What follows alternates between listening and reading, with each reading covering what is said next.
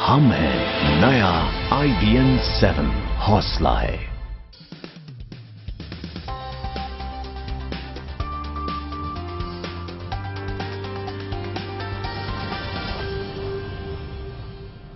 नमस्कार, IBM 7 के खास कार्यक्रम हॉट सीट में आपका स्वागत है। महाराष्ट्र के साथ साथ हरियाणा के भी चुनावी नतीजों की तस्वीर साफ होने में थोड़ा ही वक्त बाकी है, तो किसकी बनेगी सरकार और किसे मिलेगी हार, इस मसले पर बात करने के लिए मेरे साथ इस देश के सबसे छोटी उम्र के सांसद और ओम प्रकाश चौटाला की पार्टी INLD के नेता दुष्यंत चौटाला मौजूद हैं। दुष्यंत, पिछले काफी दिनों से आप लगातार चुनावों में लगे रहे, कई सवालों का आपने सामना किया। आज मैं आपसे सीधा सवाल पहला पूछता हूं कि नतीजे आने में थोड़ा वक्त बाकी है, लेकिन तमाम एग्जिट पोल जो हैं वो बीजेपी को नंबर 1 पार्टी दिखा रहे हैं हरियाणा में। देखिए, जहां एग्जिट पोल्स पर अगर भरोसा कर सरकारें बनती तो 2009 में तो कांग्रेस को 70 दिखाते थे एग्जिट पोल्स, INLD को 9 पे दिखाते थे।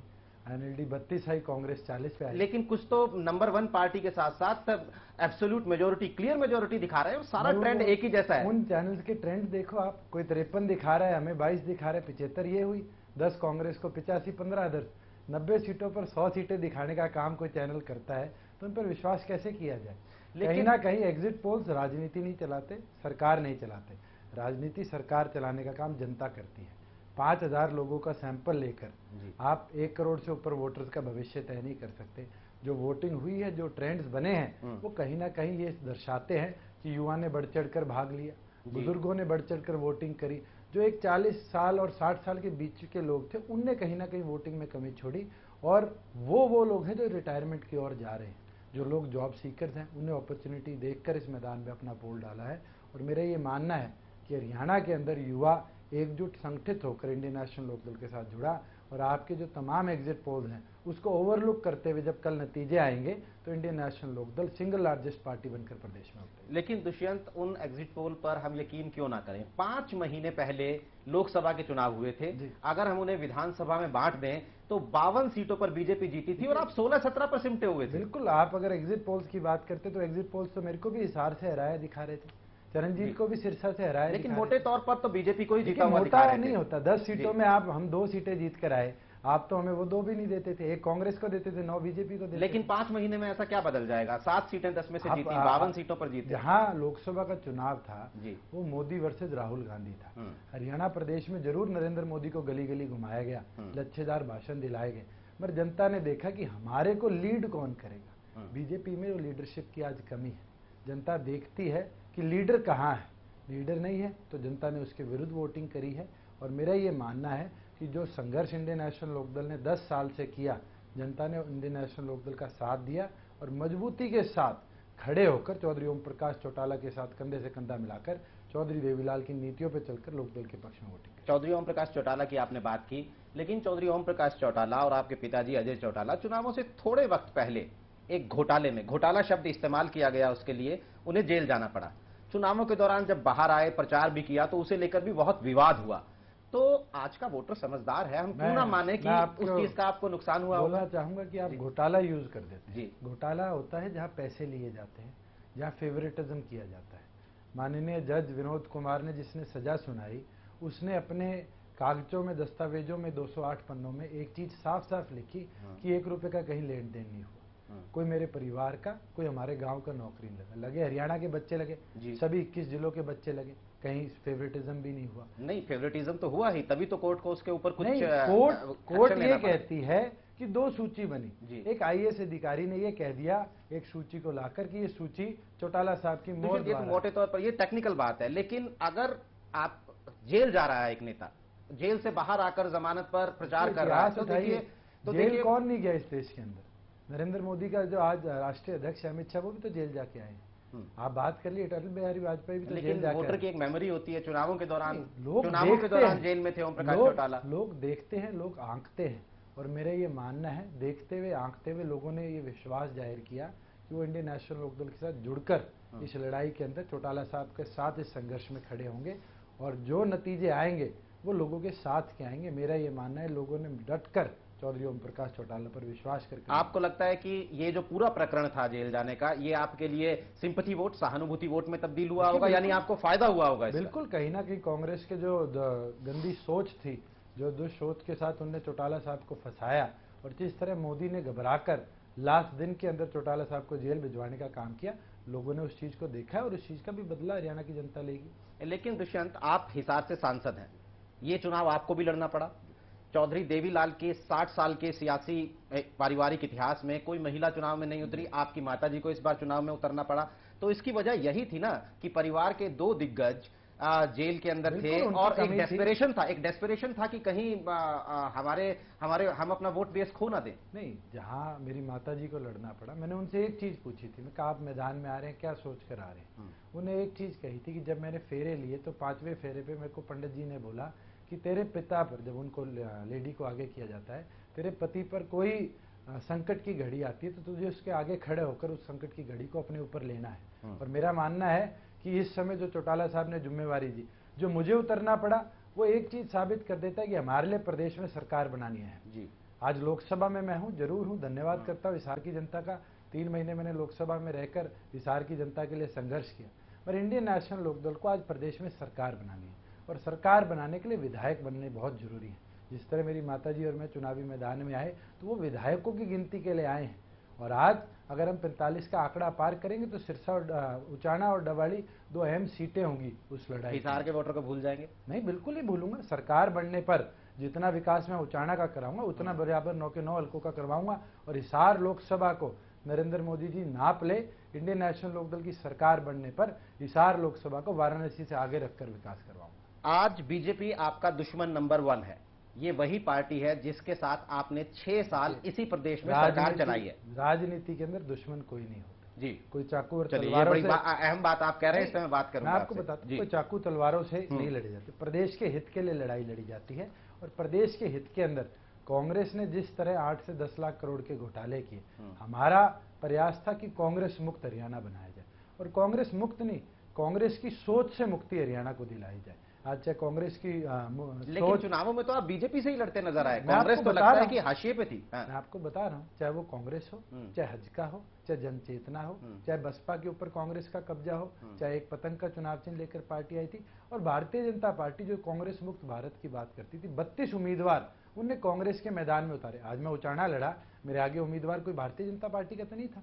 वीरेंद्र सिंह जी ने 42 साल राजनीति तो कांग्रेस में करी, 10 साल मलाई भी खाई, और आज कहते हैं मैं भारतीय जनता पार्टी। तो आपकी पार्टी के भी कई लोग छोड़ के बीजेपी में गए। बिल्कुल गए हैं, 3-4 को टिकट भी मिली। मैं ये नहीं कहता, हमारी लड़ाई कांग्रेस की सोच के विरुद्ध थी, और कांग्रेस की सोच के विरुद्ध लड़ाई लड़ना मतलब कांग्रेस को पूरी तौर पर हरियाणा प्रदेश से मुक्त करना। आप ये बताइए कि जब एचजेसी के साथ अपना लोकसभा का गठबंधन तोड़ दिया बीजेपी ने, तो संकेत थे कि शायद एक बार फिर आईएनएलडी और बीजेपी साथ मिले, प्री पोल ना मिले तो पोस्ट पोल मिले। तो आप लोग तो एक प्लेटफॉर्म पे नजर आते थे। संकेत तो मीडिया ने बनाने हैं जी। आज अगर आप चैनल पे जाकर कहेंगे कि आईएनएलडी बीजेपी गठबंधन कर 80 से ऊपर की सरकार चलाएगी, तो वो लोगों ने आपको देखकर मन बनाना है। मगर कहीं ना कहीं इंडियन नेशनल लोकदल ने जिस तरह 2 महीने पहले अपने 63 उम्मीदवार घोषित किए, उसके तुरंत बाद हमने 13 की सूची और निकाली, और जिस तरह प्रदेश में सबसे पहले अपने कैंडिडेट्स उतारे, हमने एक चीज तो क्लियर कर दी थी कि हम इंडिपेंडेंटली चुनाव लड़ेंगे 90 की 90 सीटों पर। और दूसरी ओर पर हम बात करें पोस्ट पोल्स की, पोस्ट पोल्स आज मैं आपको नहीं विश्वास दिला सकता कल क्या नतीजा आएगा। आईएनएलडी, ओम प्रकाश चौटाला की, चौधरी देवीलाल की जो पार्टी है, वो जाट वोट के ऊपर ही अपना काडर चलाती है। मैं अगर जाट कम्युनिटी से बिलोंग करता हूं तो जरूर माना जाता है। अगर भारतीय जनता पार्टी के अंदर वीरेंद्र सिंह जी कहते हैं तो क्या उनको जाट वोट नहीं मिलेगा? कुलदीप बिश्नोई जी भरे मंच से कहते थे कि मेरे को तो 35 बिरादरी के वोट चाहिए, तो हिसार की जनता ने कि 35 बिरादरी ने एकजुट होकर वोट दिया। वोट तो कहीं ना कहीं डिवाइड हुआ। आज हिसार के अंदर मेरे को 5 लाख वोट मिले, तो वहां तो कम्युनिटी जाट तो शायद 4.25 लाख है, तो कहां से मेरे को 2 लाख वोट फालतू मिले? अच्छा दुष्यंत, मैं बीजेपी के स्टार प्रचारक यानी प्रधानमंत्री नरेंद्र मोदी के ऊपर आता हूं। जब मैं चुनावों से पहले हरियाणा में घूम रहा था, तो आपकी भी पार्टी के, आईएनएलडी के भी, कांग्रेस के भी जो कुछ न्यूट्रल सपोर्टर्स होते हैं, उन्होंने कहा कि हम अपनी स्थिति तब भांपेंगे जब नरेंद्र मोदी की रैलियां यहां होनी शुरू होंगी, जो कि 10 दिन पहले चुनाव से होनी शुरू हुई। तो नरेंद्र मोदी का धुआंधार जो प्रचार था, वो कहीं ना कहीं एक टर्निंग पॉइंट साबित हुआ। मैं आपको बड़ा इंटरेस्टिंग बताता हूं। बीजेपी कहती थी सुनामी है, आंधी है। सुनामी आंधी होती तो क्या नरेंद्र मोदी को 11 सभाएं करनी पड़ती? अमित शाह को 35 सभाएं करनी पड़ती? सुषमा स्वराज, राजनाथ सिंह, वेंकैया नायडू, नाम लीजिए, स्मृति ईरानी हो, सिद्धू हो, लेकिन उनकी तो रणनीति थी कि हमारे पास कोई स्टेट का लीडर नहीं है, हम तो नरेंद्र मोदी के चेहरे पर ही लड़ेंगे। हाँ, नरेंद्र मोदी के चेहरे पर वोट डालेंगे क्या फिर? आज प्रदेश को प्रदेश का नेतृत्व चाहिए। कोई नरेंद्र मोदी 365 दिन आकर हरियाणा में राजनीति नहीं करेंगे। हरियाणा की राजनीति के लिए आपको हरियाणा का चेहरा चाहिए। दिल्ली के अंदर आज चुनाव करा लीजिए, नरेंद्र मोदी के नाम पर तो वोट नहीं मिलेंगे। लेकिन नरेंद्र मोदी ने आकर जिस तरीके से आईएनएलडी के ऊपर हमला करना शुरू किया, बीजेपी को, कांग्रेस को लेकर वो उतने हमलावर नहीं दिखे। उसका नतीजा बीजेपी उन्होंने सीधा आईएनएलडी पर, आपको देखिए, उन्होंने ये साफ तौर पर कहा कि हम इस पार्टी का साथ नहीं लेंगे, इस पार्टी की छवि बहुत ही खराब है। आप ओम प्रकाश चौटाला के लिए उन्होंने कहा कि वो तिहाड़ से शपथ लेने की बात करते हैं। तो लोगों को जिस तरीके से उन्होंने आईएनएलडी के नेगेटिव पॉइंट्स गिनवाए, तो कहीं ना कहीं उसका असर हो सकता है। 10 साल हमें भी विपक्ष में हो गए, भारतीय जनता पार्टी को भी विपक्ष में हो गए, नेगेटिव भी हम हैं। आज विलन हमें बना दिया जाता है। गुंडागर्दी के आरोप मोदी जी ने भरे मंच से बोले, अमित शाह ने बोले। आज उचाना के अंदर 3 बूथों पर हमारे कार्यकर्ताओं के सिर फोड़े गए। किसने फोड़े? बीजेपी ने फोड़े। सिरसा के अंदर बीजेपी की कैंडिडेट के बेटे ने हमारे लोगों को गोलियां मारी। वो किसने गुंडागर्दी करी? बीजेपी ने। इलाहाबाद में कैंडिडेट ने कापा एक के सिर में। वो आपके ऊपर इल्जाम लगाते हैं। ये नहीं, इल्जाम लगाना बहुत आसान है। आज अगर मैं बोल जाऊं कि नरेंद्र मोदी जी काला धन लाने की बात करते थे, आज तो वो भी कांग्रेस की तरह काले जवाब दे इस पे। बिल्कुल ठीक है, लेकिन वो परिवारवाद की राजनीति को लेकर भी उन्होंने एक बहुत बड़ा सवाल उठाया अपने प्रचार के अंदर। आप खुद भी उस पॉलिटिक्स का, एक परिवारवाद की पॉलिटिक्स का एक नुमाइंदा। टिकट दी गई क्यों सुषमा स्वराज? तो लोगों को ये लग सकता है ना कि भाई बहुत हुए परिवार। अगर परिवारवाद से राजनीति वंचित रह जाएगी तो ये प्रदेश कभी आगे नहीं जाएगा। आज जो परिवारवाद जरूरी है, आप ये कहना चाहते हैं? मैं ये मानता हूं कि जो एक्सपीरियंस चौधरी देवीलाल जी का राजनीति में था, कहीं ना कहीं वो मेरे को भी सिखाई गई चीजें, वो रूल्स भी सिखाए गए। हम इस कार्यक्रम में आज बात कर रहे हैं देश के पूर्व उप प्रधानमंत्री चौधरी देवीलाल की चौथी पीढ़ी के नेता आईएनएलडी के दुष्यंत चौटाला से। दुष्यंत, बड़ी ऐतिहासिक वोटिंग की इस बार हरियाणा के वोटर ने, 75-76% वोट डाला। तो ये जो ज्यादा वोटिंग हुई है, ये ज्यादातर कहते हैं कि ठीक है, चेंज के लिए वोट डलता है जब ज्यादा डलता है तो। अब लेकिन आपके साथ क्या है कि चेंज जो होगा उसमें आपका दुश्मन भी वही है जो चेंज के लिए आने वाला है, यानी बीजेपी। तो ये परसेंटेज जो है, ये ज्यादा वोटिंग जो है, ये बीजेपी के लिए तो नहीं हो गई? देखिए, हरियाणा के अंदर आज भी 40 साल की आयु से नीचे 60% वोटर है। युवा ने बढ़ चढ़कर वोट डाला है और बदलाव युवा लेकर आएगा। और मेरा ये मानना है, युवा ने अपने इसी युवा पर नरेंद्र मोदी भी दांव खेलते हैं। वो कहते हैं वो भी युवाओं को अपने, आज इंडियन नेशनल लोकदल भी उनके भरोसे पर है। और मेरा ये मानना है कि आप उनकी नुमाइंदगी करते हैं अपनी पार्टी में? करते हैं। और मेरा ये मानना है कि युवा ने बढ़ चढ़कर इंडियन नेशनल लोकदल का साथ दिया है। तो जो बड़ा बदलाव हरियाणा की धरती पर आएगा, उसके अंदर सबसे बड़ा योगदान हमारे युवा साथियों का रहेगा। अच्छा दुष्यंत, अब मैं अपने मूल सवाल पर आता हूं कि आपने कहा कि राजनीति में दोस्त और दुश्मन नहीं होते। नहीं, अगर आप दोस्त और दुश्मन, इंडियन नेशनल लोकदल कांग्रेस के साथ नहीं जाएगी। मैं साफ तौर पर अच्छा चलिए, ये सवाल मैं आपसे अंडरलाइन करके पूछने वाला था। पहला सवाल मैं ये पूछना चाहता हूं आपसे कि बीजेपी के साथ अगर जरूरत पड़ी, कुछ सीटें कम रही, तो बीजेपी के साथ जाएंगे? फैसला चौधरी ओम प्रकाश चौटाला पर छोड़ेंगे। और जो कार्यकर्ताओं ने मेहनत करी है, जिस तरह पार्टी का कैडर मजबूती के साथ खड़ा रहा और पोलिंग के आखिरी मिनट तक, चाहे वो 100 साल का बुजुर्ग हो, उसको बूथ तक लाकर वोट डलवाने का काम किया। मेरा ये मानना है कि हम पूर्ण बहुमत से। लेकिन जिस तरीके से नरेंद्र मोदी ने अपनी रैलियों के अंदर आप आईएनएलडी के लिए गुंडा पार्टी का शब्द का इस्तेमाल किया, तिहाड़ से शपथ लूंगा चौधरी ओम प्रकाश चौटाला के लिए ये शब्द इस्तेमाल किए, इसके बावजूद भी आप बीजेपी के साथ जा सकते हैं? नरेंद्र मोदी जी बहुत अच्छी तरह जानते हैं, चौटाला साहब ने कभी चंडीगढ़ से सरकार नहीं चलाई।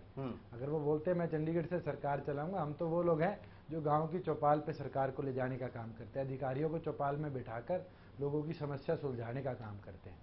और आज तो हमारा प्रयास यही रहेगा, जो अगली सरकार इंडियन नेशनल लोकदल की बनेगी, दोबारा हम तो शहरों के वार्डों में और गांव देहात के अंदर सरकार को ले जाकर लोगों की समस्या। देखिए, दिल्ली में भी एक स्थिति बनी थी कि बहुत जो भी आम आदमी पार्टी हो चाहे फिर बीजेपी हो, उन्हें इतनी सीटें आई कि सरकार बनाने की हालत में नहीं थे, राष्ट्रपति शासन लग गया। अब हो सकता है कि बीजेपी ये तय करे कि हमें आईएनएलडी के साथ नहीं जाना है और राष्ट्रपति शासन हरियाणा में लगाने को प्रेफर करे, तो आपको वो स्थिति सूट करती है? बिल्कुल कराइए, जनता जवाब देगी। आप दिल्ली में क्यों नहीं बीजेपी चुनाव करा रही? घबराहट है बीजेपी के मुंह पर। उनको पता है कि जिस तरीके से आम आदमी ने ग्राउंड लेवल पर देहात के अंदर नहीं, लेकिन या एक शहरी मोरल जो स्टैंड भी छोटी है ना कि बस्ती हम है, हर किसी का साथ नहीं लेंगे भाई सरकार बनाने के लिए, ये एक अगर- मोरल स्टैंड भी तो है। ओवर कॉन्फिडेंस की जो मार होती है हाँ। वो आदमी जानता नहीं। कांग्रेस भी ओवर कॉन्फिडेंट थी लोकसभा से पहले, कहाँ आई? मेरे को लगता है 44 के आंकड़े पर आकर सिमट गई। आज प्रदेश में हुड्डा साहब कहते थे नंबर 1 सरकार बनाएंगे, नंबर 1 सरकार शायद 10 के आंकड़े से भी नीचे प्रदेश में रह जाए। तो जो बदलाव आएगा वो बदलाव देश के और प्रदेश के बेहतर भविष्य के अगर लिए थोड़ी आएगा। बहुत कमी रह गई तो कांग्रेस के साथ जाएंगे? बिल्कुल नहीं जाएंगे। इंडियन नेशनल लोकदल कभी भी, हमारी विचारधारा वो है कि हम कांग्रेस के विरुद्ध चलने वाले लोग हैं, और जिस पार्टी ने 68 साल इस देश को लूटने का काम किया और इस प्रदेश को लूटने का काम किया, इंडियन नेशनल लोकदल कभी भी उस पार्टी के साथ कंधे से कंधा मिला दुष्यंत, नहीं। मेरा आगे मूल भी। सवाल है कि अगर नीतीश कुमार और लालू प्रसाद यादव साथ में आ सकते हैं तो क्या आईएनएलडी और कांग्रेस आईएनएलडी साथ और में आ सकती कांग्रेस, है? आईएनएलडी और कांग्रेस की जो फिलॉसफीज हैं दोनों पार्टियों की बिल्कुल विरुद्ध है। जो लालू प्रसाद और नीतीश कुमार की फिलॉसफीज है वो जनता परिवार की फिलॉसफीज है। उनने ग्रामीण क्षेत्र कमेरे वर्ग के लिए लड़ाई लड़ी है, कांग्रेस ने कभी कमेरे वर्ग की लड़ाई नहीं लड़ी। उनने तो हमेशा फ्री भी देकर गरीब जनता के वोट टटोरने का काम किया और बड़े बड़े तो उद्योगपतियों आप कह रहे हैं कि कांग्रेस के साथ किसी हालत में नहीं आएंगे, बीजेपी के साथ विकल्प खुले हुए चौधरी हैं, ओम प्रकाश चौटाला फैसला वो फैसला करेंगे, लेकिन विकल्प खुले हुए हैं। एक बात मुझे बताइए कि क्या आपको ये लगता है कि आज तक हरियाणा के अंदर जाट वर्सेस नॉन जाट की राजनीति हुई, क्या ये चुनाव 45 साल के इतिहास को, हरियाणा के सियासी इतिहास को थोड़ा बदलेगा? क्या वहां पर हो सकता है कि हरियाणा की जनता को एक नॉन जाट सीएम देखने को मिले? देखिए, आज जो प्रदेश में ट्रेंड्स हैं जी। मैं ये नहीं कह सकता सीएम कौन बनेगा, अभी तो शायद 24 घंटे से कम का समय बाकी है, ये कल सामने साबित हो जाएगा। पर आज जो प्रदेश की परिस्थिति है, प्रदेश के अंदर दोबारा राजनीतिक रूप वही है कि लोग इंडियन नेशनल लोकदल के साथ जुड़े हैं, और मुख्यमंत्री पद की जहां बात आती है वो फैसला चौधरी ओम प्रकाश चौटाला जी लेंगे। हमने तो सभी विधायकों जाने के ये प्रस्ताव पारित करना है कि चौधरी ओम प्रकाश चौटाला प्रदेश के अगले मुख्यमंत्री हो। कोई कानूनी अड़चन आती है तो उस अड़चन का फैसला चौधरी ओम प्रकाश चौटाला। चलिए दुष्यंत, IBN 7 के साथ बात करने के लिए आपका बहुत बहुत शुक्रिया।